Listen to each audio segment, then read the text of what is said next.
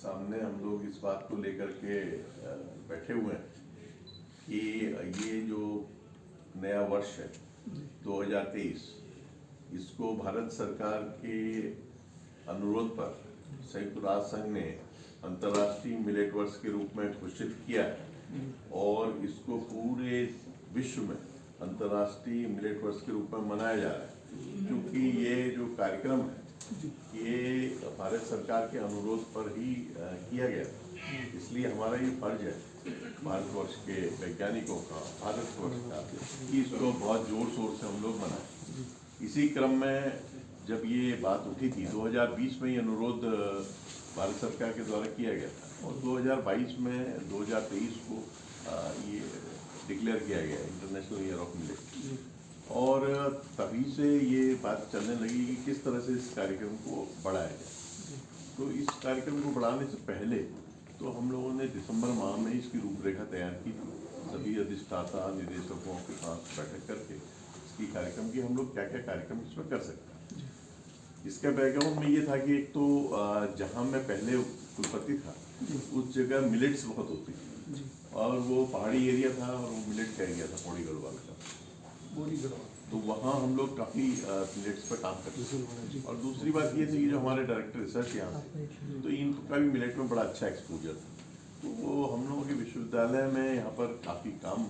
विशेष रूप से ज्वार और बाजरा में होता है और वहाँ हमारे वहाँ कोदा और चीना और विशेष रूप से जिसे मडुआ कहते हैं वहाँ रागी, और इस पे काम वहाँ होता है। इसके अलावा जो दो सूडो मिलेट्स है, जो हमारा एमरैंथस है और जो हमारा जिसको हम कुट्टू कहते हैं, तो बकवीट जो है, तो उस पर भी वहाँ पर काफ़ी कम होता है। तो ये सब चीज़ें मिलके एक कार्यक्रम हम लोगों ने बनाया पूरे वर्ष भर का, और इस सारे वर्ष में हम लोग कई कार्यक्रम करने वाले हैं। इसमें जो हमने सबसे पहले हमने एक पिक्टोरियल गाइड निकाली और वो अपने आप में एक अनूठी गाइड है जिसमें पूरे वर्ष का कैलेंडर भी है हर माह का, और हर माह के कैलेंडर में हमने हर माह में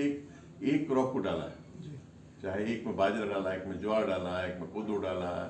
एक में मडुआ डाला। इस तरह से हम लोगों ने उसके सारे क्वालिटीज़ की बातें लिखी हैं और कैसे उगाएं और कैसे उसको फार्म से लेके और फूड तक, थाली में अन्न तक की क्या प्रक्रिया हुई, ये सारा डिस्क्रिप्शन उसमें हम लोगों ने दिया है। और साथ में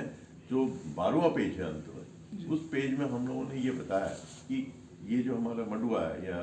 जिसे रागी कहते हैं आप लोग, या कोदा है या ज्वार है या बाजरा है, ये इसमें कैल्शियम कितना है, पोटेशियम कितना है, इसमें अन्य खाद्य पदार्थ की क्या मात्रा है और प्रोटीन कितना है, वसा कितना है। तो आप देखेंगे कि जो वसा है उसकी परसेंटेज इसमें काफ़ी कम है और फाइबर जो रेशा है उसकी परसेंटेज इसमें बहुत ज़्यादा है। और इसी तरह से इसमें जो गेहूं में जो समस्या है वो समस्या भी इसमें नहीं है। तो जिससे कि आपके